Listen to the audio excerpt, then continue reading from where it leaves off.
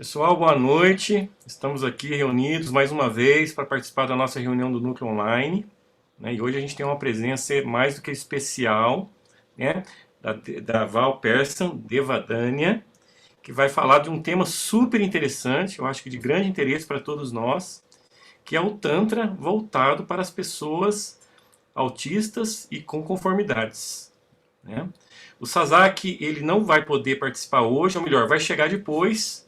Então eu vou estar apoiando aqui a reunião e vamos conduzir todos nós juntos aqui esse encontro. A reunião fica gravada, depois ela vai ser disponibilizada no site específico do Núcleo Online e ficará acessível para todos nós. Tá bom? A Dânia ela vai falar sobre o tema e a gente já combinou aqui, se tiver alguma pergunta, né, para ser feita, pode interromper, né? Isso, Dânia. Pode Podem interromper. perguntar no time, eu gosto super que haja essa troca instantânea. Então a interação aí ela está livre, ela pode acontecer a qualquer momento, tá bom? Então fiquem à vontade, eu já vou passar a palavra para a Deva Dânia, para ela falar conosco sobre esse tema tão bacana, tão importante. Bem-vinda, muito obrigado, viu, pela sua disponibilidade em estar conosco aqui nesse momento. O núcleo ele tem sido muito rico, Dânia, porque a gente tem contato com terapeutas mais experientes que vêm aqui falar para a gente dos desafios, né, das conquistas, da trajetória que cada um teve no Tantra, né? Isso para a gente que está começando é bem enriquecedor. E para você ver a importância, né, o interesse que está despertando, nós já temos quase 200 pessoas participando do Grupo Online. Então, cada Que vez mais maravilha! gente do Brasil inteiro envolvidas conosco aqui. Então, a palavra é sua, tudo de bom. Bem-vindo ao nosso grupo mais uma vez. Gratidão, Jonathan. Eu que agradeço aí o convite. Eu sempre falo que esse trabalho voltado para pessoas com autismo e outras comorbidades é a menina dos meus olhos. Mas antes de falar, né, sobre esse trabalho, eu vou me apresentar e dizer como cheguei no Tantra, como cheguei na formação para terapeutas. Eu conheci o Tantra, eu morei fora durante bons anos aí da minha vida e cheguei ao Tantra através das meditações, há 12 anos atrás, mais ou menos, e sempre fui apaixonada pelo mundo da sexualidade, né? De estudar sobre sexualidade. Então, através desse conhecimento das meditações, acabou que naturalmente eu fui adentrando na experiência corporal. Então, fiz algumas formações como terapeuta. Já, assim, eu acredito que aqui no Brasil a grande maioria das escolas que são bem conceituadas e que hoje já nem tem mais companhia de ser, né? Por aí vai. Eu colhi um pouquinho de informação e de conhecimento em cada uma delas. Me formei em análise clínica em bioenergética e fui agregando cada vez mais. Hoje eu sou sexóloga também, trabalho com consultoria em saúde e sexualidade, tudo para agregar nesse trabalho corporal, né? Que ser terapeuta não é fazer massagem.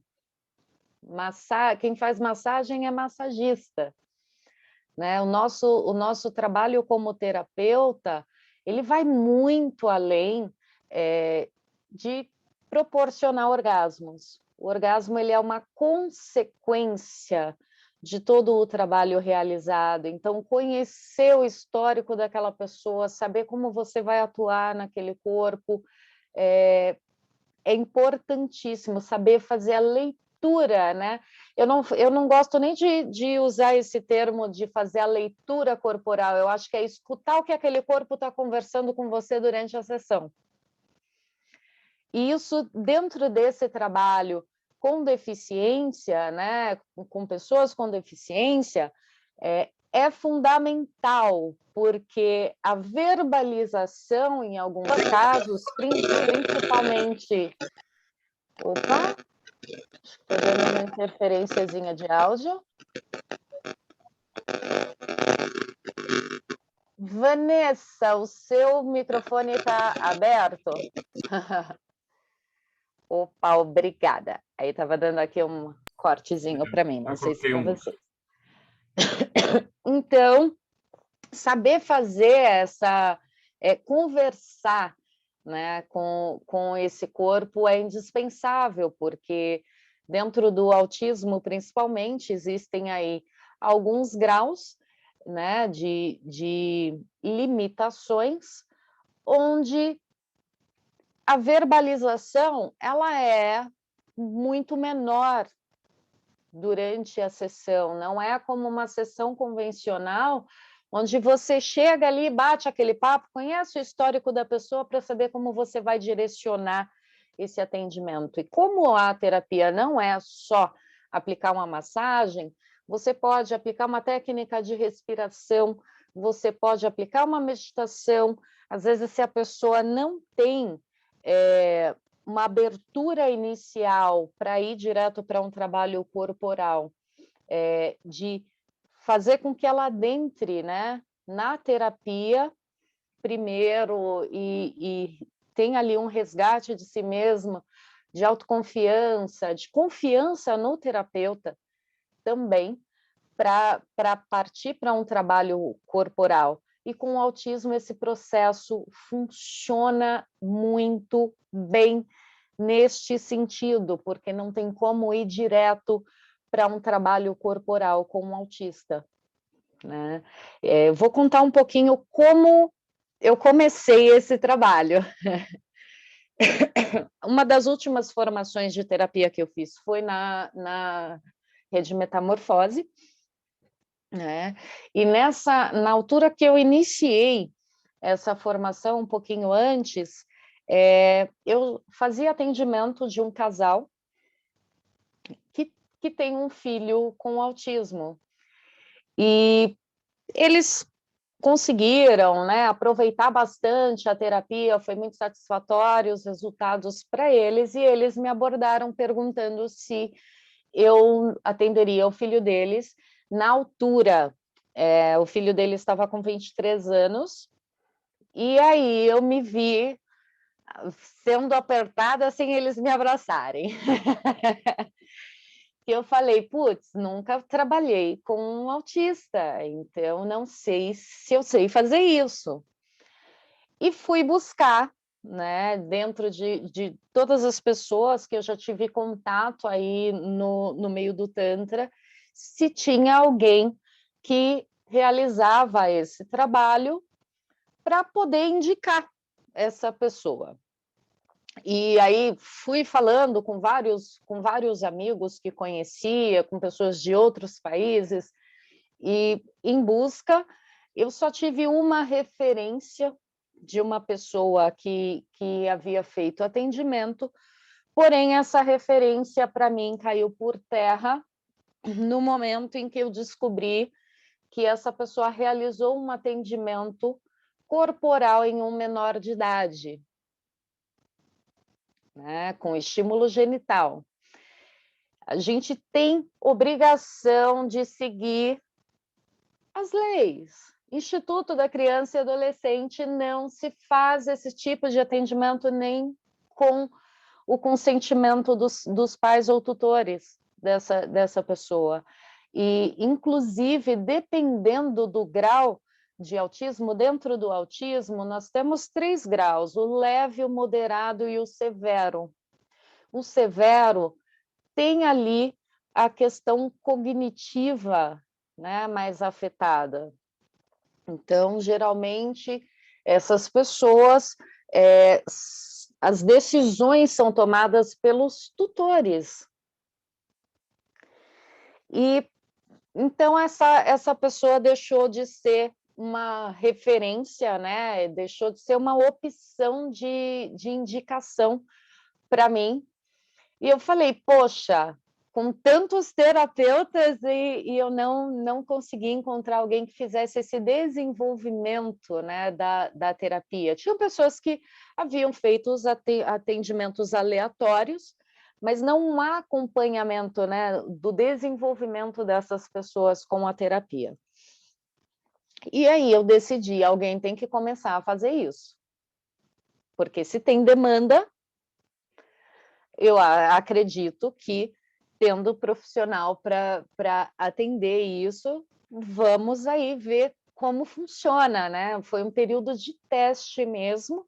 Inclusive, quando iniciei esse atendimento com o filho deles, eu achei justo não cobrar a sessão, né?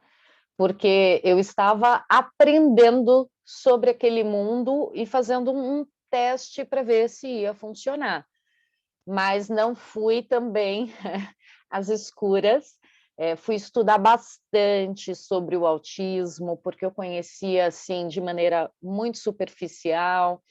Fui entrar em contato com outros profissionais que trabalhavam com pessoas com autismo para me inteirar das realidades, né, que o mundo autista poderia me trazer. E aí dei início a esse trabalho, já logo nas primeiras sessões vieram resultados muito satisfatórios. É um processo muito difícil, mesmo, né, em atendimentos, vou colocar entre aspas, bem grandes, atendimentos normais, né? Exige que você trate com individualidade cada caso, né? Que cada pessoa que te procura vem com uma história única. Então, não tem como seguir uma regrinha de atendimento e encaixar essa regra para todas as pessoas que procuram. E a aproximação, esse rapaz ele tem um grau severo, né, de autismo severo, então tinha muito problema de socialização, então tem toda uma abordagem, né, um cuidado nessa abordagem, deixando bem claro, eu não realizo esse trabalho sozinha, né, é um trabalho interdisciplinar. O que significa interdisciplinar? Onde outros profissionais que acompanham esses autistas também fazem ali um trabalho conjunto, né? Onde esses profissionais já estão há mais tempo com essa pessoa, geralmente no autismo, o terapeuta ocupacional, alguns que têm ali problemas de mobilidade, tem o fisioterapeuta, psicólogos, eles já são acompanhados desde muito cedo e, na grande maioria das vezes, esses profissionais ficam muitos anos, né? Não, é difícil ter uma troca constante de profissionais. Então, esses profissionais já conhecem mais a fundo o comportamento dessas pessoas e as limitações que ela tem ali. Então, eu gosto muito de fazer esse trabalho em conjunto, de entrar em contato com esses profissionais, até para eu conseguir ter uma clareza da evolução na terapia, do que está sendo melhorado, do que está sendo mudado. Como não há essa parte de verbalização, né, do histórico de vida por parte do próprio autista, eu acabo indo para esses profissionais para que eles me deem esse feedback, para depois me aprofundar mais, até para saber se eu posso ali, né, apertar um pouquinho mais né, no processo de terapia ou se eu devo pegar mais leve, até que eu tenha um conhecimento mais profundo do comportamento daquela pessoa. Eu vi que teve uma pergunta aí, né, Jonathan? Isso, eu já ia te destacar. O André pergunta, né? Quais os cuidados são tomados com relação à anamnese, uma vez que possam existir comorbidades, e como se dá o acompanhamento multidisciplinar? É a pergunta do André. É, André, deixando claro, não é multidisciplinar, né? Porque multi é muita gente, né? Se fosse multidisciplinar, seria todos os profissionais que acompanham esse autistas, sem exceção. A gente trabalha com interdisciplinar, ou seja, aqueles profissionais que acompanham a nível de comportamento e desenvolvimento são os que eu agrego no trabalho terapêutico, né? E a anamnese é feita exatamente assim, eu pego uma visão dos tutores dessa pessoa, quando isso acontece mais a fundo, quando é um atendimento de um grau severo, né? Porque se for um grau leve e moderado, essas pessoas, hoje, com a informação, já tem aí um desenvolvimento pessoal bem avançado, muitos mantêm uma vida normal, né? Eu uso sempre uma aspa grande para usar essa palavra normal, mas fica mais claro a minha expressão. E essa anamnese, ela consiste mesmo de falar com esses outros profissionais quando essa pessoa com autismo não tem essa facilidade de comunicação, né?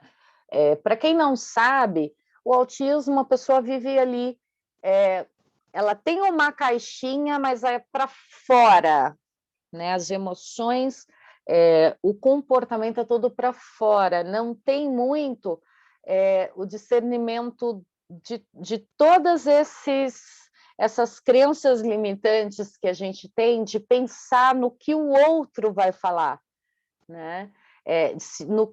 Como o outro vai julgar, né? Isso falando num aspecto de um grau severo. Então, neste sentido, se for um autismo leve, são pequenas, né, comorbidades. Eu não gosto nem de falar limitação, porque todos nós somos seres limitados, todos nós somos seres deficientes em alguma área. Nenhum de nós consegue aí realizar algo 100% de tudo que a gente se propõe, então adequar a essas limitações. Então, a anamnese acontece muito de acordo com o grau aí de autismo. Respondi, André? Oi, tudo bem? Boa noite. A minha pergunta Tudo ela foi bem? muito específica, porque eu, como na área da enfermagem, eu já lidei muito com pacientes que fazem terapias holísticas, acompanhando, inclusive, o desenvolvimento, né, de cada caso, né, de cada tipo de autismo. E, de regra, muitos deles usam medicamentos, e esses medicamentos podem ou não interferir nos processos terapêuticos, né? A gente falou Sim. sobre comorbidades, né? Muitos fazem uso de medicações digitálicas, que são digitálicos, são medicamentos para pessoas que têm problemas cardíacos, né? E grande parte do nosso trabalho que é desenvolvido mexe com respiração, mexe com o comportamento vascular das pessoas, né? E também vai fazer isso com um autista, né? Não vai ser diferente. E talvez ainda sob um risco ainda maior, porque talvez ele não saiba como lidar com a informação que ele está sentindo, né? Então, quando eu Sim. falei multidisciplinar e você informou interdisciplinar, né? Eu não posso falar do teu trabalho porque, primeiro, que eu não conheço, né, esse tipo de atendimento, né, com profundidade, mas o que eu vejo é uma necessidade de um acompanhamento, porque o próprio multidisciplinar vai se valer das informações do desenvolvimento desse cliente, desse interagente, para, inclusive, alterar os tratamentos que eles estão fazendo, né? Então, é interessante você ter colocado isso, que não se trata tanto de multidisciplinar, né?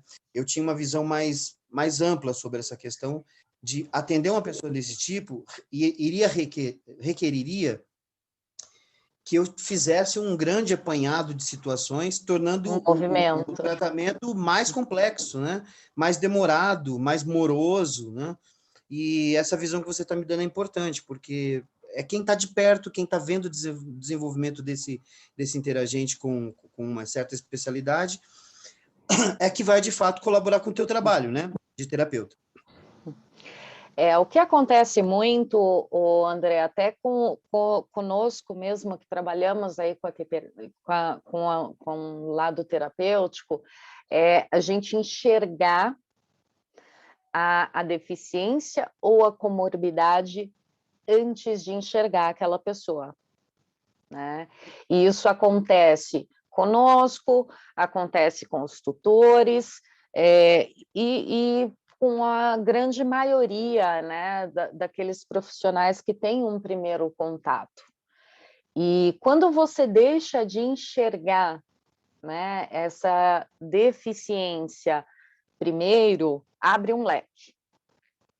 Né? Como eu falei, eu fiquei com medinho, né, de iniciar esse trabalho exatamente pela falta de conhecimento, de aprofundamento, né, no conhecimento sobre o autismo.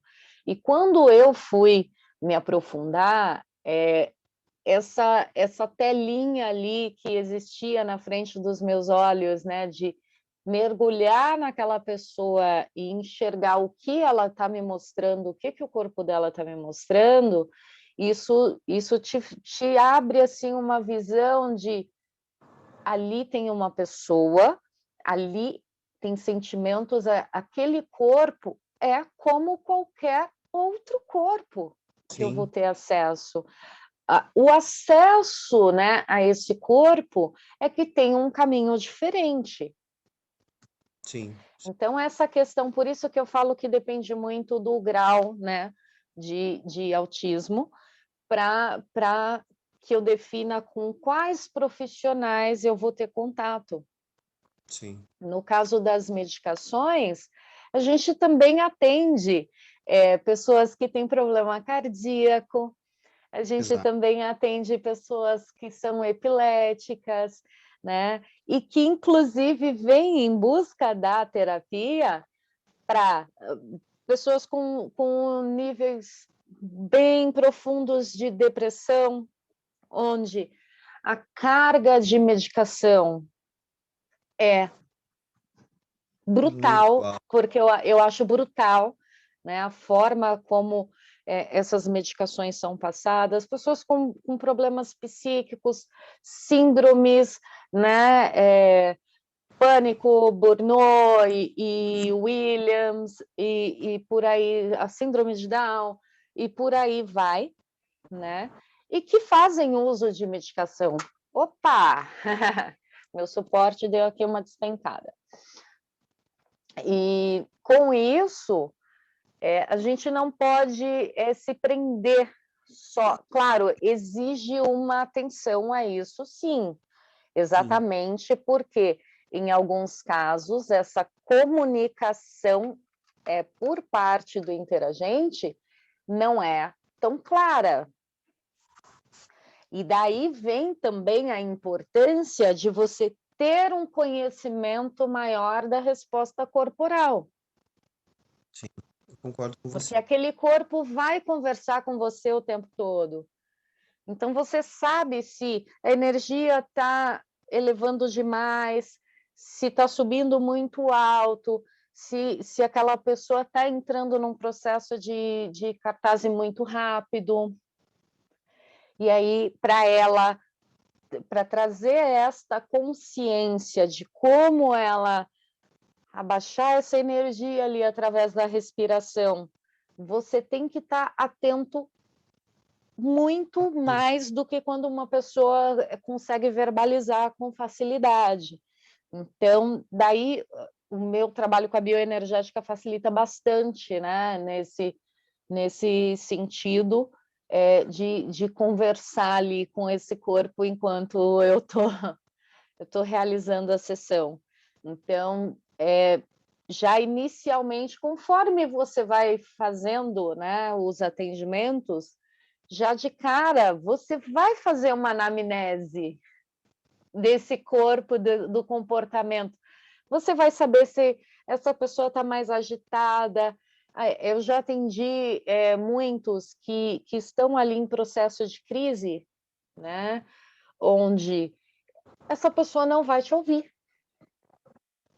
Então, você verbalizar qualquer coisa que seja ali naquele momento, não vai resolver. Você não vai conseguir acessar um autista num processo de crise verbalizando, né? Então, é um trabalho bem delicado e que, às vezes, o método que você escolhe dá certo e outras também não. Né? Que você tem que rever ali a forma de abordagem no time, por isso que assim, é uma linha muito tênue da escolha de qual método você vai aplicar ali naquela sessão. Às vezes eu começo com um trabalho de respiração e vejo que naquele dia não está tendo uma resposta favorável e que não vai ser legal, eu vou readaptar aquilo. É um atendimento que exige uma demanda maior de tempo, né? Mas muito satisfatório, assim. Eu estou há 4 anos fazendo esse desenvolvimento e através do autismo severo, onde haviam outras comorbidades ali de problemas de mobilidade, acabou agregando atendimentos de deficientes físicos, né, pessoas com deficiência física, e foi abrindo um leque nesse ramo de atendimento. Com o autismo, eu tenho um cuidado muito grande. Eu falo sempre que eu estou sempre em período de teste com esse trabalho. E vai ser assim, por mais que eu já, assim, desde lá, né, mais de 4 anos, quando eu iniciei, óbvio, eu já estudei bastante, né, eu já fiz um número de atendimentos bem grande, já fiz acompanhamento de pessoas por muito tempo. Esse rapaz que eu comecei esse trabalho, eu ainda o atendo com menos frequência, né? Porque a ideia da terapia não é fazer a pessoa ficar dependente da terapia, é exatamente o contrário, é fazer com que ela caminhe com as próprias perninhas ali. Aí pensar, mas o autista é uma pessoa como qualquer outra. Assim como a gente passa ali por um processo terapêutico, faz inúmeras sessões, em alguma época da nossa vida, a gente precisa voltar ali, porque a gente está sempre se desenvolvendo e a gente tem sempre questões para trabalhar. E com o autista isso não é diferente, né? Então, tem momentos que ele passa super bem, passa meses ali bem estabilizado emocionalmente.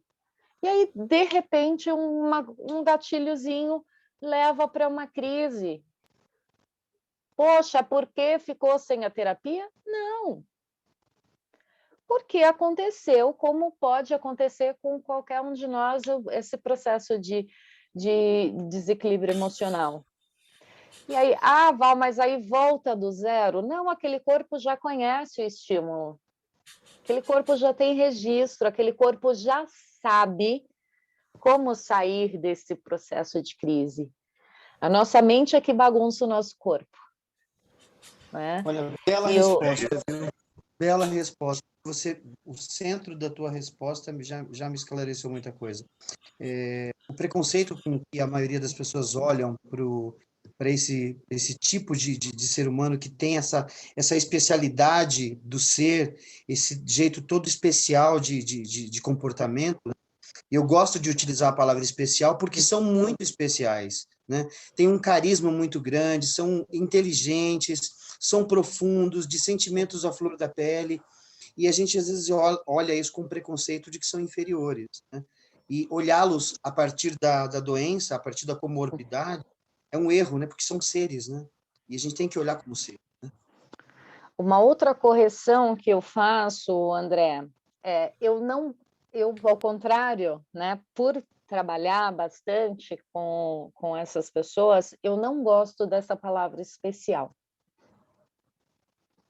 Porque esta palavra especial, ela entra com limitação, Uma né? outra forma também de mudar o contexto, né? Mudar a forma de se apresentar. Ela entra como limitação, principalmente vindo dos tutores que acompanham essa pessoa ali, né, desde a nascença. Então, essa limitação ela pode vir ali com uma super proteção, sabe? Aquela coisa de você ver uma pessoa que tem ali alguma comorbidade e você chegar e querer falar mimosinho. Ai, tá tudo bem. Ai, tão fofo. Nossa, de elogiar demais, tipo, como se você estivesse colocando em dúvida a capacidade daquela pessoa. Tipo assim, nossa, muito bem, que legal que você sabe fazer isso. Você está subestimando, mais uma vez, você está enxergando a deficiência primeiro, né? E muitos pais entram muito nesse processo de limitação devido a essa palavra especial e passam a tratar essas pessoas como um bebezinho que precisa que façam tudo por ele, podando essa liberdade não só de expressão, como também de se jogar nas experiências. Acabam tomando todo o poder de decisão sobre a vida dessa pessoa. E esta é uma das minhas maiores dificuldades no processo terapêutico. Muita gente pensa assim, poxa, deve ser muito difícil, né, fazer esse trabalho. Não é um trabalho fácil, mas o que torna mais difícil é lidar com os tutores.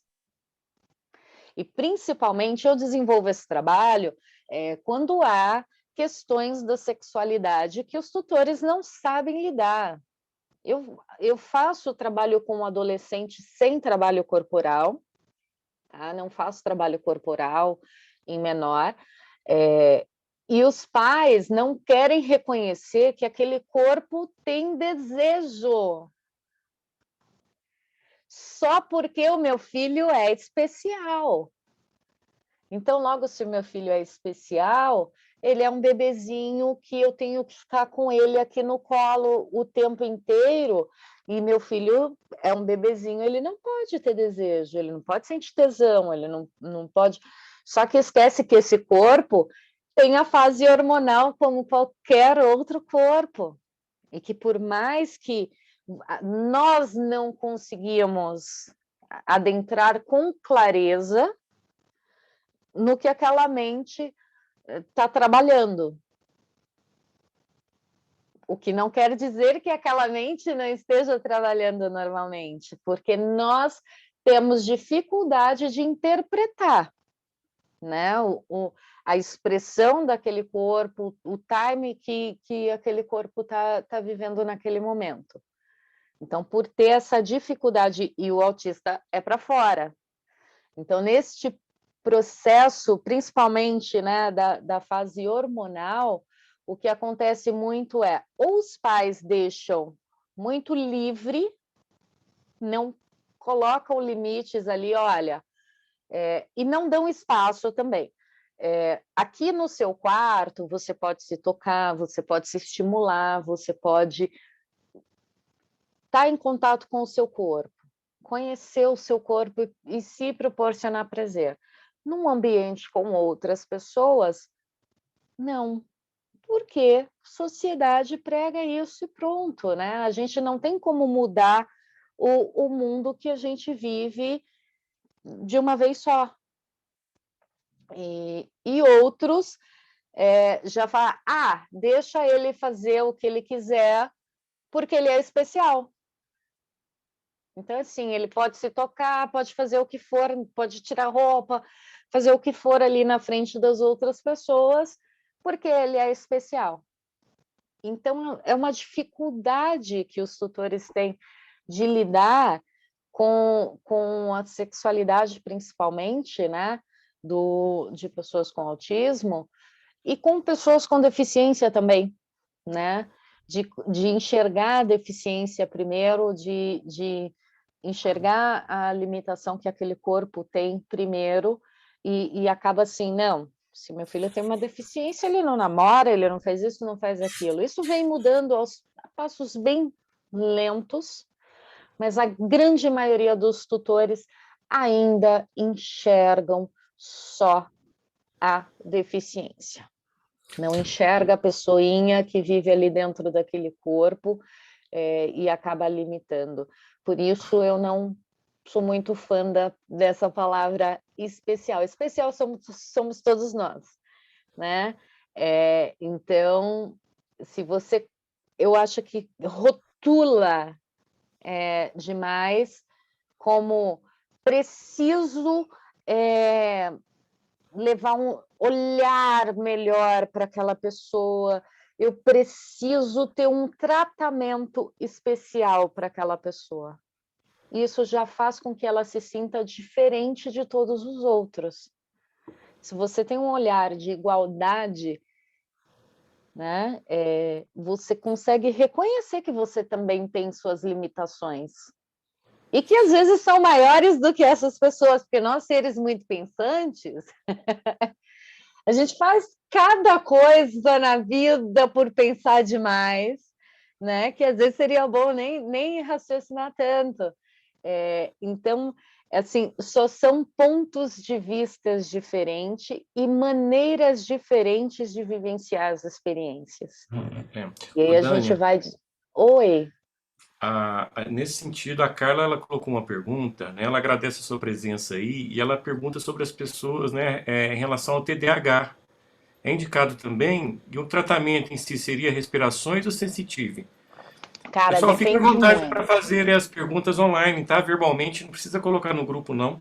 Podem Pode abrir o microfone, abrir o gente. microfone e perguntar diretamente, tá? Fiquem à vontade. Carla, como eu falei, assim, eu não tem como direcionar e te falar que eu vou usar o método X ou Y para o atendimento, porque eu não sei quem é essa pessoa que você tá me falando, né?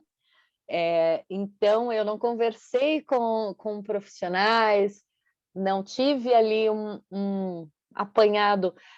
Essa conversa com os profissionais ela tem um peso muito grande para mim, e converso com os tutores também, que assim tem um peso, mas não direcionado para o atendimento. A minha conversa com os tutores funciona muito para entender como que os tutores enxergam aquela pessoa. Exatamente por ter essa questão aí, né, de colocar como especial, de superproteção. Então, é mais para eu saber como que eu vou lidar com esses tutores do que com o atendimento em si. Entendi. A minha pergunta ela é um pouco particular no sentido que eu tenho 2 meninos, um com 10 e outro com 7, e os dois são TDAH e um deles tem TOD. Então, eu falo muito mais, assim, com base no que eu estou fazendo, e porque todas as terapias que eu faço há quase 4 ou 5 anos, elas surgiram muito para cuidar de mim, de alguns momentos, de algumas necessidades minhas e deles também. Então, eu posso, qual dessas ferramentas eu posso experimentar com os dois? É essa a minha dúvida. Desculpa, qual que é a idade dos dois? 10 anos e 7 anos. Tá. Para trabalho de sensitive, eu acho um pouquinho cedo ainda, tá? E vou te explicar o porquê. Porque eles não vão ter discernimento para expressar o que está sentindo, se está fazendo bem ou não, né? Então, eu tenho um pouquinho de cuidado aí nesse sentido. Tem pessoas que falam, faz sensitive num bebê. A gente, por experiência própria, sabe o quanto uma sensitive muda a energia do nosso corpo. E que muitas vezes a gente está ali numa sessão, a gente não consegue expressar a sensação de... A gente só sabe dizer, foi bom. Ou remexeu aqui em alguma coisinha que vou ter que trabalhar melhor, né? E aquele corpinho ali tem todas as emoções que um corpo adulto tem, mas não tem o mesmo desenvolvimento racional, né? Então, a sensitive, eu tenho muito cuidado nesse sentido. Já um trabalho leve de respiração, ok. Só que aí você vai fazendo essa leitura corporal, né? Tipo, opa, puxei muito, trouxe uma agitação maior, dá uma freadinha, assim, né? Volta 2 casas, faz um trabalho mais curtinho, de algumas horas, né? Trabalha ali uma respiração mais leve. Então, tem várias técnicas de respiração. Eu não sei qual tipo de respiração você está dizendo, a circular? Na realidade, é até uma dúvida sobre qual seria uma, por exemplo, uma mais leve para iniciar. A circular, eu usaria ela no máximo 7 minutos, tá? E não puxando tanto, sabe? Ela é legal porque trabalha a expansão da caixa torácica, né? E utilização da capacidade total do pulmão. Mas eu não faria esse processo constante de encher o pulmão até no máximo e soltar todo por todos os 7 minutos. Eu fracionaria ali e observaria esse corpo. Isso traz uma percepção melhor, né, do próprio corpo. É legal trabalhar com criança nesse sentido de trazer essa consciência corporal.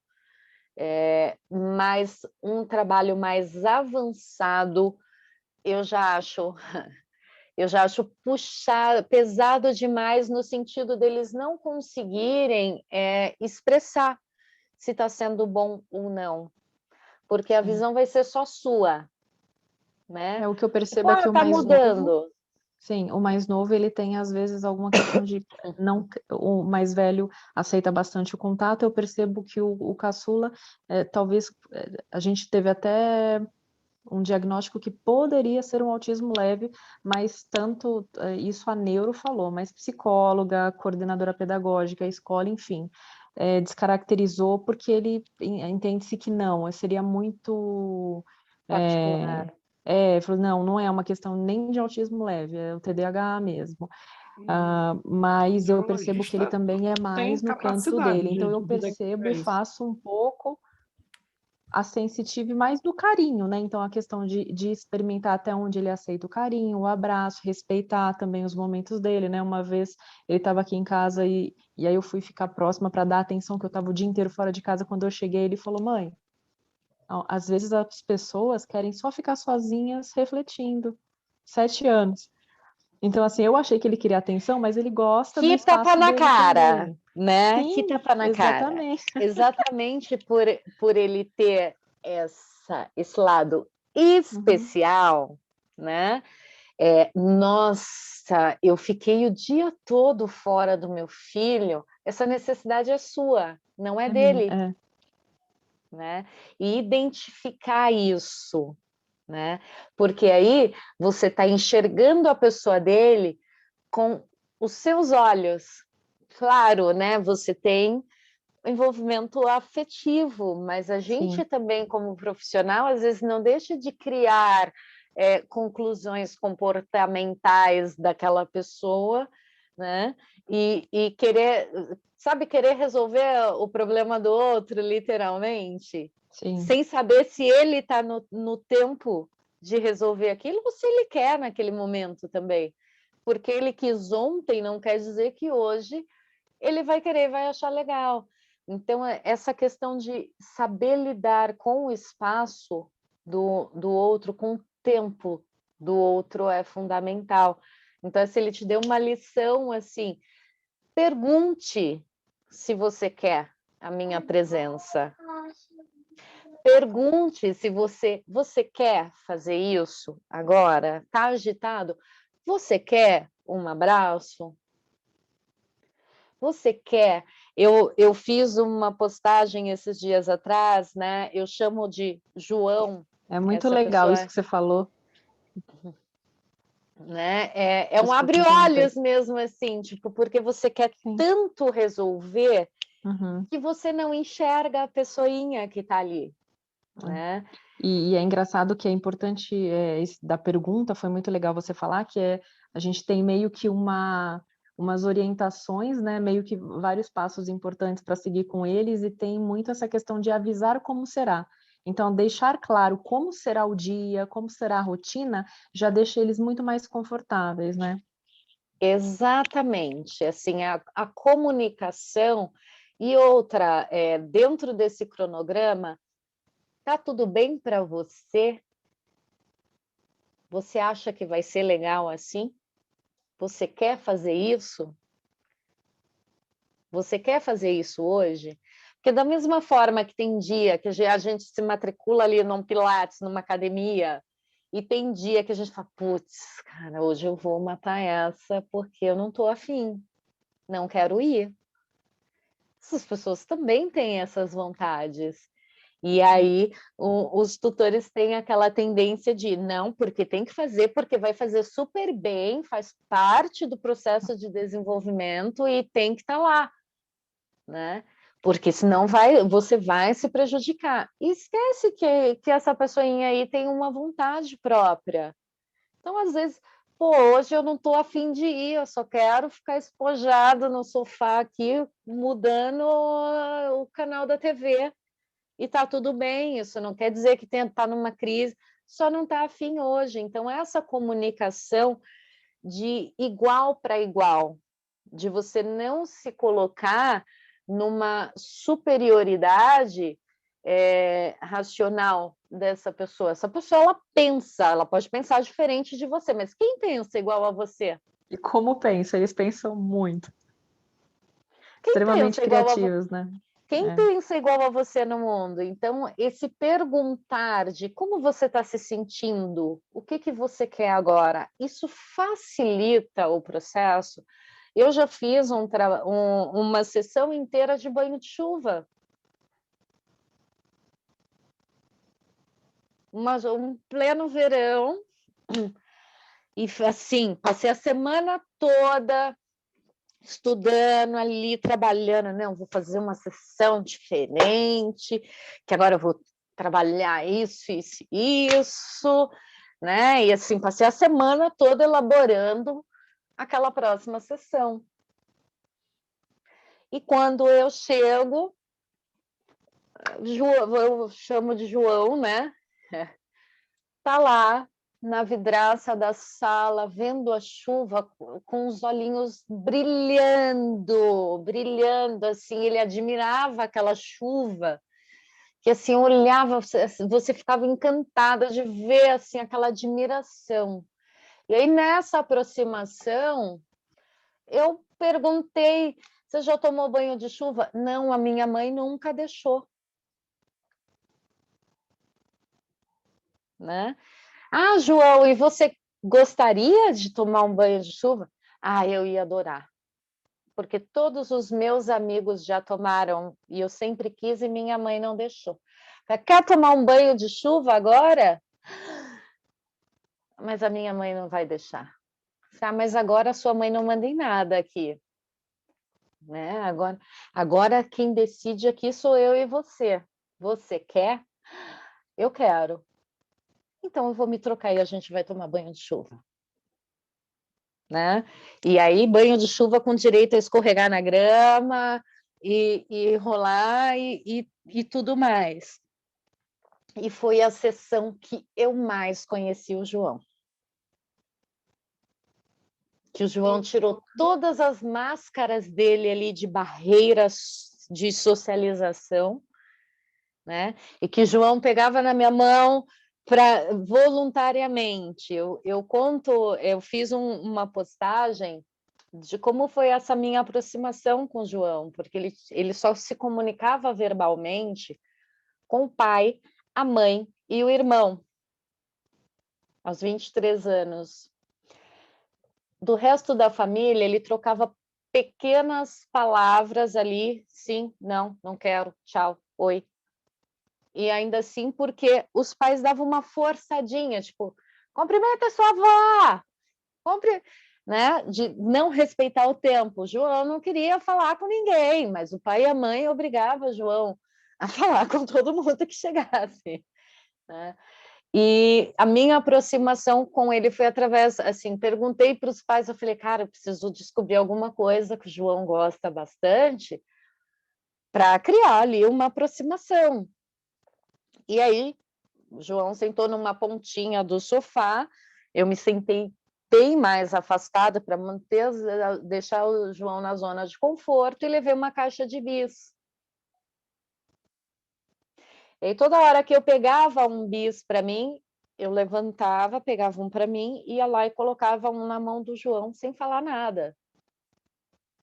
O João me olhava para o bis, pegava e comia o bis. Eu fiz isso algumas vezes, até que eu parei de pegar o bis. E João me olhava, tipo, pô, ainda tem, e aí, você não vai pegar mais? Eu levantei e peguei um bis só para mim. João me olhou com uma cara indignada. Pronto, eu tenho a atenção do João, tá vendo como o João tá se importando com este momento, mesmo não demonstrando? Ele tá atento a todos os movimentos que eu estou fazendo e está gostando disso. Senão ele não estaria indignado por eu pegar um bico. Como assim? Ela pegou um só para ela e não me deu, né? E aí eu perguntei, você quer um? Aí ele falou, sim. Falei, pode pegar. Aí ele não pegou, porque ele queria que eu pegasse e colocasse na mão dele. E fiz isso algumas sessões, era a forma de aproximação que eu criei ali e que funcionou com o João, né? Passado algumas sessões, eu comecei a variar um pouquinho essa forma de aproximação, de levar outras coisas que ele gostava, porque senão a gente ia virar duas bolotinhas, né? E aí, fiquei umas 3, 4 sessões sem levar a caixa de bis. Um belo dia eu cheguei para fazer a sessão, lembrando que sessão de autista e deficiente físico eu faço domiciliar, né? Principalmente do autista para manter ele na zona de conforto, no ambiente de conforto dele. Eu cheguei, o João dava pulos e assim, com um sorrisão, eu falo que mostrava até o dente do siso dele que não nasceu, com uma caixa de bis na mão. E ele verbalizava muito pouco comigo até essa altura. Ele simplesmente já me arrastou pela mão, sentou no sofá, abriu a caixa de bis, e aí ele pegava um bis para ele e me dava um bis. O quanto que eu subestimei a importância que o bis teve para o João, né? Aquela ali era a nossa comunicação direta para ele. E eu estava pensando só no, pô, vou pegar um atrativo que seja mais saudável para o João não ficar comendo tanto chocolate, né? Então, às vezes a Dani, gente... Oi, tem uma pergunta do Conrado que eu acho que tem a ver com isso que você está dizendo aí. Como você identifica as respostas positivas ou negativas de pessoas com autismo, onde eles têm dificuldade da verbalização? né? Quando tem dificuldade de verbalização, geralmente os tutores têm uma importância muito grande nesse feedback, porque eles vão observar se essa pessoa diminuiu o nível de agitação, a quantidade, se esse autista tem muitas crises, a diminuição dessas crises. No caso do João mesmo, quando comecei a trabalhar com ele, ele tinha crises constantes. onde precisava de uma junta de profissionais ali para conseguir acalmar essas crises. E uma das primeiras respostas foi a diminuição dessas crises e o aumento da socialização. Então, se esse autista tem dificuldade de verbalização, apesar que o comportamento, o semblante, a forma de recepção quando você chega para a sessão, tudo isso vai mostrando ali o quanto está trazendo resultado. Mas eu acredito que o maior resultado para um grau de autismo severo, que geralmente, não é uma regra, mas geralmente no autismo severo, essa dificuldade de socialização é muito grande. Mas lembrando aí do que a Carla falou, o fato de naquele dia que você chegou, o João ou o Pedro não está muito afim de papo, pode ser só porque ele não está afim de papo, não quer dizer que ele está retrocedendo no processo ou que a terapia não está tendo resposta, né? Então, essa particularidade de cada um e se comunicar, porque às vezes você faz uma pergunta e ele sinaliza sim ou não, e você tem a resposta. Então, de sempre perguntar, você está bem hoje? Está tudo bem hoje? Quer fazer isso? O João mesmo, assim, eu falo que um dos feedbacks mais bacanas que eu recebi foi da mãe dele me ligando, chorando. Val, eu estou muito feliz e eu estou aqui no hospital. Eu falei, oi? Eu falei, não está casando aí essa informação, né? Eu falei, fulana, mas assim, não estou te entendendo. Ela falou, eu estou tão feliz porque pela primeira a minha mãe está internada porque ela teve um pico de pressão muito grande, porque pela primeira vez o João pegou no telefone sozinho, ligou para ela e bateu papo com ela por mais de 1 hora. Eu acho que tudo que ele não conversou com ela a vida toda, ele quis conversar naquela ligação, e a princípio ela pensou que era um trote, que era alguma coisa, mas ela via que era o número da minha casa e ficou naquela dúvida, e quando ela de fato percebeu que era João, ela começou a passar mal, porque em 23 anos ela nunca tinha escutado tantas palavras ao mesmo tempo do João. Então, assim, o João não me deu esse feedback, mas quem acompanha o João está observando essas mudanças no dia a dia.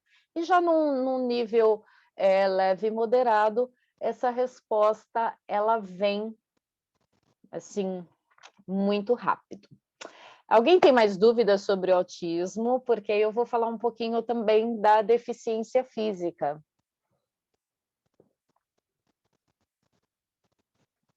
Eu tenho uma dúvida em relação à sua técnica. Como você entra como uma terapeuta tântrica, meu nome é Mônica. Oi, Você entra Mônica. como uma terapeuta tântrica, né? Qual é a diferença quando entra uma terapeuta tântrica, um autista, né? Eu vou ouvindo você falar, eu lembro, eu tenho uma amiga que tem um filho com 12 anos autista, e ela veio para mim me perguntar, ela veio me contar da sexualidade dele, que ele se toca, e ela não, bem como você falou, ela não sabe lidar com isso. Então, em público, a gente estava numa reunião com amigos, ele começou a se tocar, ela começou a gritar para ele parar. E aí eu falei, você vai ter que lidar com a sexualidade dele. Eu falei isso para ela, mas nem eu sei como fazer isso, uma criança de 12 anos, né? Aí, como E que está na terapeuta. fase perfeita de descobrimento do corpo. Então, Né? e ela faz o que você disse, ela corta, Castra. né? Ela castra, sem perceber. E você, como terapeuta, com 12 anos, você não pode fazer uma sensitive, algumas técnicas de respiração você não faz, massagem genital nem pensar. O que você usaria? Você usaria exploração sensorial? que você usa de técnica com a Então, criança? Mônica, primeiro, né, lembra que eu te falei que o bate-papo com o tutor é um norte, porque às vezes esse autista nem precisa de tanta orientação assim. Quem precisa da orientação maior são esses tutores, é essa mãe que não sabe lidar com a sexualidade do filho ao ponto de chegar e conversar e estabelecer limites. Olha, aqui é o seu quarto, este é o seu lugar. Outra questão que os pais fazem muito é invadir a privacidade dos filhos, porque enxerga o bebezinho especial, lembra? Uhum. Então, não bate na porta antes de entrar no quarto. Não dá privacidade. Então, como eles não têm julgamento, o ego, eles não trabalham, né? A mente deles não trabalham com o ego, do tipo, o que o outro vai pensar sobre mim? Olha que fantástico, que libertador que é isso, né? E a gente coloca isso como uma limitação. Na verdade, é o que todos nós queríamos ter, essa libertação, né? Dessa necessidade de aprovação do outro. Então, ele sentiu vontade, é ali que ele vai se tocar. E muitas vezes isso não tem contexto erotizado. É satisfação do próprio desejo, né? Me deu vontade.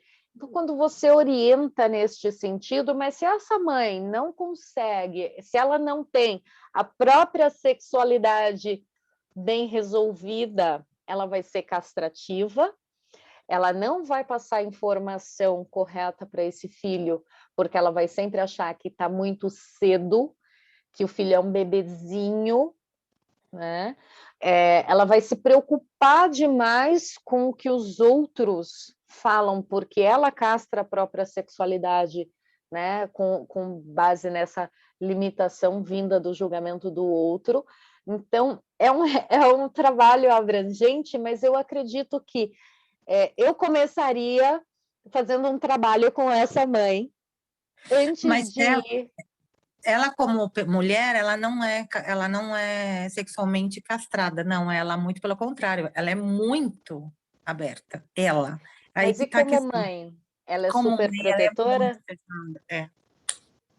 Exatamente, porque às vezes eu vivencio a minha sexualidade de forma aberta, mas eu quero colocar o meu filho numa redoma, ele tendo alguma especialidade ou não. Eu quero que, assim, todos os perrengues que eu vivi na minha vida, eu não quero que meu filho passe. É, E às isso. vezes esse perrengue faz parte da evolução, né, desse filho. Nossa, Você é o que você é hoje por conta dos perrengues que você passou que te ensinou. sim. Então, essa super proteção de querer colocar ali numa conchinha e não dar liberdade para vivenciar as próprias experiências. Então, quer tomar as decisões e traçar o caminho para aquele filho de acordo com o que eu quero. Mas eu perguntei para ele se ele quer a mesma coisa, né? Então, neste sentido, eu sempre começo um trabalho com os pais, né, para assim, aparar ali as arestas, né, do comportamento desses tutores para depois ir. Ele é uma criança, né, pré-adolescente aí, se eu falar que a criança aos 12 anos, a gente até apanha hoje. Hum. Mas é um meninão aí que está se descobrindo, e está tudo bem, ele não está se tocando porque ele é autista, porque essa é a fase. Mas ele tem liberdade para se tocar, ele tem um momento de privacidade dele respeitado para se estimular, porque se ele tem esse momento para ele, esse toque em público tende a diminuir. Hum. Sim, Então, interessante. a questão não é o menino de 12 anos que pode estar aí fora da casinha, vamos dizer assim. Eles já são fora da casinha, eu acho isso fantástico. Mas não é ele que está fora do contexto, às vezes pode ser o comportamento dessa mãe Sim, que não está orientando de que neste espaço você pode fazer. E eu deixo fazer neste espaço, mas eu não invado esse espaço. Eu peço licença para entrar nesse espaço. Porque se eu estou te dizendo que aqui é o seu cantinho, aqui é o seu lugar, onde você tem liberdade para fazer o que você quiser, se eu chego abrindo a porta, eu não estou dando essa liberdade. Então, assim, posso entrar? Né? De respeitar esse cantinho. Então, se ele entende e eles entendem, a gente não pode subestimar a inteligência deles. Eles entendem perfeitamente. Às vezes demora um pouquinho mais, mas entendem. Se você mantém esse cantinho dele ali preservado e ele entende que aqui é o meu lugar onde eu faço o que eu quiser, o desejo dele vai estar saciado. Então, ele não vai sentir desejo em qualquer lugar que ele estiver. Ele vai puxar o foco. Eu estou na presença de outras pessoas, eu vou brincar com outra criança, eu vou fazer outra coisa, porque o meu momento de privacidade está preservado e está garantido. Eu não interessante. preciso isso agora. E tende a diminuir exatamente esse tipo de comportamento. Então, às vezes nem precisa da terapia. Muito obrigada. Obrigada pela atenção. É legal até, eu posso até falar um pouquinho dos meus, né? Muito engraçado o que você falou, Val, porque eu sempre fui, como eu acho que eu tive uma criação muito fechada, eu tento a lidar com os meninos da forma diferente como eu gostaria de ter recebido, né? Então eu percebo que eu dou bastante essa liberdade, às vezes eu tenho que tomar cuidado para não dar, não ficar mais em cima quando preciso, então é um equilíbrio o tempo todo na minha mente para isso. Mas agora mesmo ele me pediu ajuda para pegar alguma coisa e o exemplo de que essas coisas funcionam, que a gente dá espaço, porque eu percebo até no de 7 anos essa questão da sexualidade aflorada, então ele já nasceu diferente do mais velho nesse sentido, é fato. Então, eu sempre lidei de uma forma muito tranquila, mas a partir de determinado momento falava muito, filho, isso, assim, algumas coisas no quarto, tomar cuidado, né, até porque isso até vai prejudicar isso mais na frente. Quando ele tiver mais velho e tomar as próprias decisões, aí tudo bem. E aí agora eu falei alguma coisa com ele e ele falou, mãe, eu quero suco. Eu falei, pode pegar. Ele, eu posso pegar esse copo? Eu falei assim, você manda. Aí ele, mas não em tudo. Então esse é um sinal que você dá um pouco espaço e você também sabe onde fechar. Isso é muito legal, até porque a minha mãe, ela sempre teve uma proteção muito mais pesada, muito, assim, ela é muito, cerca sempre a gente de muito amor. Eu já sou muito tranquila e sempre fui mais independente. Então, eu já lido com eles, eu acho que eu dou essa questão da liberdade para os dois dessa forma e ajuda eles a serem mais independentes. A neuro mesmo fala que para a idade e para o nível de TDAH tem uma evolução, ela vê uma evolução e eu tenho quase certeza que é um pouco dessa liberdade que a gente dá, de achar que Total. vai ter as mesmas oportunidades que qualquer outra pessoa, até porque o número de TDAH que a gente tem, o número de crianças com essas questões é altíssimo, né? E que muitos nem são diagnosticados, Sim, né? e é genético, então no caso deles veio do pai, e o pai foi descobrir depois que a gente foi na neuro, e aí ele começou a ver que algumas situações eram dele, e aí é genético, né? E outra questão também, Carla, você falou dessa questão, o de 7 anos tem uma sexualidade mais aflorada. Uhum.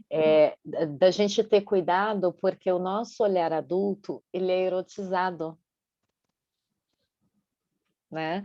A gente percebe uma criança se tocando, a gente erotiza, por isso vem o ímpeto de proibir, de limitar, de castrar. Mas para aquela criança ainda não desenvolveu o senso erótico. ela só está se tocando porque é gostoso, porque o toque E no traz meu lado é muito um prazer. pouco da comparação mesmo. Como eu tenho dois, eu vejo como sempre foi o mais velho, como é o mais novo, e no sentido de achar totalmente normal, né? Eu gosto de ler bastante sobre essas coisas por causa deles, mas é nítido que são um pouco diferentes, mas de nenhuma forma podando, né? Mas sim, essa chave na nossa mente é uma coisa a E que trabalhar essa diariamente. comparação não seja Sim. para liberar ou castrar um ou outro, Não né? mesmo, não mesmo. Né? Aceitar as Seu diferenças, né? irmão não fazia isso, né? Porque aí entra numa comparação castrativa, assim. Você faz uma avaliação do comportamento, da diferença dos comportamentos, não é nenhuma comparação, Sim. né? Quando você visa como uma avaliação dos comportamentos diferentes, já te traz um estalo assim, opa, nenhum tem obrigação de agir igual ao outro, então eu respeito a individualidade de cada um. Isso é fundamental, né? Abrir esse leque e deixar se permitir. Eu atendo um rapaz que ele teve a sexualidade castrada a vida toda, porque esta mãe carregava o bebezinho de mais de 30 anos ali no colo. E ele nem tinha um grau de autismo tão elevado, um cara inteligentíssimo, e assim, super seguro das suas próprias vontades, mas a família limitava bastante. Quando ele decidiu que queria fazer a terapia, ele buscou e foi pesquisar e chegou até mim. Hoje ele está de casamento marcado. Né? E quando a gente começou, ele nunca tinha vivenciado experiência sexual nenhuma, porque a família limitava e colocava ele como incapaz, né? Hoje ele se relaciona com uma pessoa que não tem autismo e já está aí no relacionamento muito bem estruturado e indo para um casamento. E só que essa terapia ela foi mais com a família do que com ele em si, porque ele já estava bem resolvido, ele só não tinha espaço para vivenciar as suas vontades e os seus desejos, né? A Eles são família não dava extremamente espaço. resolvidos, né? Eles são extremamente resolvidos, a gente que tem que aprender a Total. lidar. É por isso que eu falo que eu aprendo muito, né? Os benefícios são mais meus do que das pessoas que eu atendo, porque às vezes eu falo, putz, eu encano com cada coisa e olha isso, a liberdade que eles têm de ser quem eles são, sem, né? Vou usar um termo esdrúxulo, mas estão cagando para o que os outros pensam. E o quanto a gente se limita, né? Por conta dessas questões, padrões sociais, e perceber isso é tão libertador, assim, de quem é, né, o outro na minha vida, qual peso eu dou para o outro. Então, se livrar desses padrões e de rotular essas pessoas dizendo que pode isso ou aquilo. Alguém mais quer perguntar alguma coisa?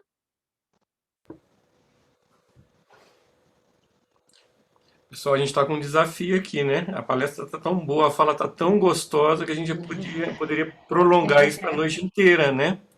A gente já tem quase 1h30, Dani. Eu Eu acho que a gente avisei que vai eu ter. falo muito. Não, mas está ótimo, está maravilhoso. Tudo que você fala é de muito proveito, tá muito bom, né? Eu acho que a gente pode, quem sabe, falar das comorbidades um outro dia, que tal? Né? Pode ser, pode ser. Aí a gente fala especificamente disso. O que vocês acham, pessoal? Vamos adiante ou vamos interrompendo aqui? Já tem quase 1h30 de fala, né? De participação. Se vocês quiserem ficar mais um pouquinho também, eu dou uma pincelada aí no trabalho com deficiência física, sem problema. Eu acho que Gente, vale a pena cerrei. mais tempo. Eu acho mais vale a pena ficar mais tempo falando de deficiência física também. Eu acho muito interessante esse tema. Eu E é gostaria que lindo. tivesse mais tempo para falar. Bom, eu vou dar uma pinceladinha e a gente então pode marcar aí para uma outra data Uma de outra falar só oportunidade, disso. com certeza. Eu Boa acho que noite. é um. Oi, Boa noite. Hashtag boa boa noite. noite. Eu deixei todos falarem para tirarem as dúvidas, né? Para que tudo pudesse ser explicado, porque, digamos que não queria atrapalhar a dinâmica, tá? E eu ouvi todas as conversas, tudo direitinho, achei muito interessante, mas algumas coisas não, eu percebi que não é que não foram abordadas, claro que foi, eu acho que foi tudo muito bem abordado, mas algumas coisas eu percebi que não estão casando com a minha realidade pessoal. Sim, me fale mais sobre isso, Laura. Vamos lá, eu sou autista leve, eu tenho Asperger, estou começando a operar com o método Devaney-Choque e, por razões óbvias, eu já recebi várias sessões, né? E o resultado é totalmente diferente de tudo que você falou, totalmente diferente, assim, absurdamente diferente. Eu não tive resposta corporal satisfatória, para não dizer alguma. Eu estou falando de 15 sessões, seja de meditação com massagem. Também já participei de cursos de Caminho do Amor na cidade. Já participei de sessões com meditação e, mano, é decepcionante. É decepcionante que não parece que o corpo está cagando andando para os estímulos que recebe. Ah.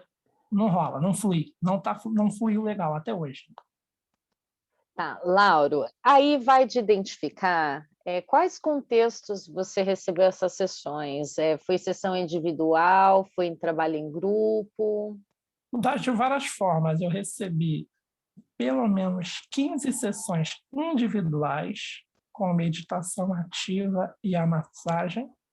Eu já participei de trabalho em grupo só com meditação, né? O Caminho do Amor é um exemplo de trabalho dessa Sim. forma. E já participei de núcleos livres de massagem, né?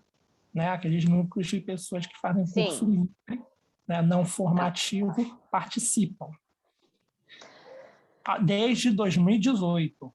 Não é desde ontem, não, Lauro, desde 2018. são experiências muito particulares, né? Mesmo quem não tem nenhum tipo de síndrome, a gente sempre fala, uma das frases do Nishok é que tudo pode acontecer, inclusive nada. Pois é, mas quando não acontece nada durante 3 anos seguidos, é decepcionante. Porque, então, às vezes acontece muito de você criar uma expectativa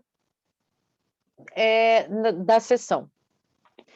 Né? E se você cria uma expectativa, você já vai com o intuito de que algo aconteça, ou desacreditado também, o que já deve ser no seu caso, né? Tipo, pô, não vai acontecer nada. Você está racionalizando o processo. Quando a terapia, a chave da terapia é sentir, não é pensar. O problema é que eu não sinto nada, né? Aí complica, né? Como é que eu vou sentir se eu não sentir nada? Porque você está no racional. Você fica no racional, né? Então, para quebrar essa questão do racional e mergulhar no seu corpo, na experiência corporal, de se permitir, eu acredito que, assim, por isso eu falo que a terapia não é só a massagem, aí de ter um aprofundamento para ver o que te impede, quais são os seus medos, o que te bloqueia de se permitir se colocar em vulnerabilidade total, porque a resposta só vem através da vulnerabilidade. O que é a vulnerabilidade? É eu não querer controlar o que vai acontecer, né? Eu ter confiança no processo e me jogar, sem racionalizar, nenhuma das partes. Quanto mais vulnerável eu estou, mais as coisas acontecem, né? E a maior dificuldade das pessoas é exatamente se colocar nessa vulnerabilidade. Nós somos naturalmente controladores, a gente quer ter todos os, né, a gente quer ter todos os movimentos, a gente quer ter todas as sensações sob controle. Então, o medo, geralmente, e pode ser inconsciente, né? A grande maioria das vezes esse medo ele é inconsciente, o medo de se permitir, porque quando eu me coloco vulnerável, eu estou sem nenhum dos tijolinhos ali do murinho que eu construo diariamente para me proteger, né? Para proteger as minhas emoções. Vulnerabilidade é você estar aberto totalmente. E o medo, né, dessa abertura totalmente do que o outro pode fazer comigo quando eu me coloco nessa vulnerabilidade, é uma das maiores questões que bloqueiam os processos dentro da terapia. Então, depende, assim, talvez não seja um trabalho corporal agora que você precise, talvez você precise de um outro tipo de terapia para quebrar um pouquinho desse bloqueio, né? Como assim? De se Qual exemplo que você permitir. poderia citar? Como Seria investigar, por exemplo, você se acha merecedor do prazer? Porque se eu não me acho merecedor de sentir prazer, o prazer não vem para mim. O orgasmo, quanto mais você busca, mais ele foge de você. Né? Por isso eu sempre falo, uma das coisas que eu sempre falo para terapeutas que vendem a terapia tântrica como orgasmo: não façam isso. Não façam isso porque você está menosprezando a riqueza do processo. O orgasmo, ele é uma consequência de todo o trabalho realizado, e ele tem que vir naturalmente. Nem o terapeuta cava esse orgasmo naquele corpo. Você faz um trabalho, o prazer, o processo de excitação, a subida de energia desse corpo, ela tem que ser progressiva. Tem um tempo para isso acontecer, e essa excitação chegar aqui no nível, né, no platô, e aí desencadear um orgasmo de alto pico. Porque se eu quero subir também essa energia desse corpo muito rápido, esse orgasmo vai vir, mas a sensação também não vai durar muito tempo. Então, tanto o terapeuta quanto a pessoa que está passando pela terapia não tem que ficar correndo atrás do orgasmo. Tem que deixar ele vir naturalmente. E ele pode vir em uma sessão, ou em 10, ou em quantas forem, assim, mas identificar o que seu corpo está pedindo, assim, o que você tem medo de sentir. Quais as emoções que você tem medo que aflore? Quais são seus traumas? Quais são seus bloqueios, né, nesse sentido? Então, seria um trabalho um pouquinho mais aprofundado do que só simplesmente chegar e fazer uma massagem. A minha sessão, ela dura no mínimo 2 horas. Mínimo 2 horas. Porque eu gosto de conversar a cada sessão. A pessoa pode estar comigo ali há 10 sessões. A cada sessão eu quero conversar com ela, entender. A pessoa que chegou para um atendimento semana passada não é a mesma pessoa que chegou para ser atendido comigo hoje. Olha quanta coisa ela viveu nessa semana. Às vezes acontece da gente perguntar, e aí, como passou a semana? Tudo bem. Alguma novidade? Não. E aí, quando você começa a se aprofundar nos questionamentos, a pessoa vai te relatando uma série de questões que aconteceram durante essa semana entre uma sessão e outra, que vão interferir na resposta desse corpo. E aí eu já sei como que eu vou trabalhar nesse corpo de acordo com o que ela vivenciou ali. se eu preciso subir essa energia mais, se eu preciso trabalhar de uma forma mais branda, né? Então, eu acredito que é de identificar e de você se permitir, assim, de procurar identificar em você quais são os seus medos. E quando eu falo medo, é em todos os sentidos, de acessar algum tipo de emoção, de insegurança, de não merecimento, porque se você não se sente merecedor do seu prazer, se contextos de julgamentos alheios, de acontecimentos alheios, tudo isso está registrado em você e no seu corpo. Seu corpo tem registro de todas as suas emoções. E se você não quer lidar com isso diretamente, isso trabalha como um bloqueador do seu orgasmo. Né? Isso funciona como um bloqueio da sua sensibilidade corporal. Eu falo orgasmo, né, mas no sentido de corpo todo, não? De bioenergética. Exatamente, né? Todas as suas questões emocionais, elas são bloqueios de energia corporal, né? Todas as questões... Sabe o lixinho emocional que a gente joga debaixo do tapete? E fala, fica aí que eu não quero lidar com isso agora? Até de uma situação que às vezes você não dá muita importância, mas que ela criou um registro no seu corpo e esse registro funciona como um bloqueio da sensibilidade. Então, em resumo, né? A situação ainda vai ficar bem complicada. Eu acho assim, se trabalhe nessa questão da ansiedade, né? De sentir alguma coisa.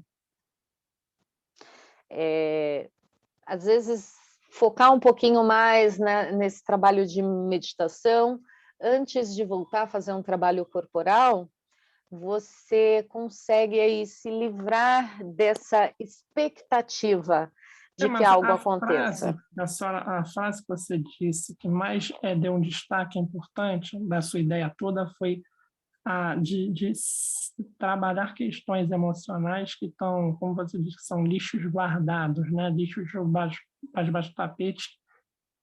E se que a pessoa quiser trabalhar, você já me respondeu já. Né? Um renascimento seria bacana. Né? Fica aí uma dica de trabalho legal, você passar aí por algumas sessões de renascimento, né? Que essa limpeza acontece, e mesmo que ela não aconteça totalmente, a pessoa que estiver conduzindo ali o trabalho, ela vai perceber se você está resistindo ao processo ou não, né? Como assim? Porque muitas vezes as emoções vêm para aflorar e você volta para o racional e quer impedir, mesmo que de forma inconsciente, quer impedir que essas emoções aflorem. Então, quem está conduzindo o trabalho tem essa percepção do corpo, já vai lá e já aperta um botãozinho meio que para essa liberação acontecer. Então, seria um trabalho legal para você fazer aí, para se desprender, para tirar esse lixinho aí todo debaixo do tapete. Tá bom? Pessoal, eu acho que a gente pode então marcar uma outra data, né, para a gente falar das comorbidades. Pode ser assim, Dani? Pode sim. A gente combina, eu acho que foi muito bom, aproveitamos todo o tempo, 1h30 de bate-papo, conversa muito proveitosa. Eu tenho certeza que quem está aqui, né, aproveitou muito, e quem não está, perdeu, né, tem a chance de assistir depois, mas nada substitui o ao vivo aqui, a participação online, não é isso? Vamos fazer assim, vamos encerrar por agora e a gente combina uma outra oportunidade para você voltar. Pode ser? Pode sim. Quem quiser me seguir lá no Instagram, Isso. gente, eu já vou avisando. Faça a sua divulgação que, assim, aí. Estou me adaptando aos meios de mídia aí, porque eu sou meio tupiniquinha, assim, sabe? De ficar mexendo muito, fazendo... Mas vira e mexe, eu faço lá uma postagenzinha ou outra. Mas estou melhorando nisso aí, de ser mais ativa nesse sentido aí das redes sociais. Meu Instagram é ótimo. O Jonathan Eu colocou aí coloquei, no eu vou colocar no grupo chat. também, tá? No grupo online. Vou divulgar para todo mundo. Perfeito. E se alguém tiver mais alguma pergunta, algum questionamento que não lembrou, que não quis fazer aqui na live, estou super à disposição aí para responder, tanto no WhatsApp quanto Acho que seria legal mandar no grupo, né, Jonathan? Porque assim as Sim, outras pessoas também acompanham, né? E aí eu posso responder tanto escrito quanto por áudio, o que for mais fácil no momento. Mas estou super aberta aí para responder. Em breve, eu pretendo, não tão breve, né? Assim, para o próximo ano, eu estou aí estudando mais, juntando mais profissionais para criar um curso, né, com esse trabalho direcionado, né, para o autismo e para a deficiência física, porque acho que tem uma demanda muito grande e poucos profissionais que se jogam para fazer esse tipo de atendimento. E quanto mais conhecido fica, eu acredito, traz muita credibilidade para o nosso trabalho, tirando essa visão erotizada, né? Quando for falar aí sobre as deficiências físicas, isso vai ficar um pouco mais claro da quantidade de benefícios que isso traz. Com o autismo, nem todas as pessoas, né, querem arriscar o trabalho por ter uma demanda, né, maior, exigir aí um pouco mais de dedicação, estudo mais aprofundado. Já com a deficiência física, é um trabalho mais facilitado, eu diria. É mais facilitado do que com o autismo e os resultados são fantásticos. eu pessoalmente estou muito interessado em te escutar sobre isso, viu? Muito bom, show de bola. Muito obrigado por ter essa disponibilidade de falar conosco, viu? Gratidão, muito obrigado mesmo. Gratidão a todos aí pela partilha aí, Eu pela agradeço troca de também. energias. Também Se agradeço. joga, Lauro, se permita. Se O Sasaki liberte aí chegou aí. dos O seus Sasaki estava medos. escondido aí, chegou aí no finalzinho, ó. É, Show de bola, Sasaki. Boa Muito noite bom, a viu? todos. É. os Desculpa não autistas poder estão estar desde o dominando o mundo começo. já, filho. Os autistas Tive que estão levar um dominando o mundo paciente já. no psiquiatra hoje, estava meio corridinho. Mas que bom aí que vocês conseguiram estar com a nossa querida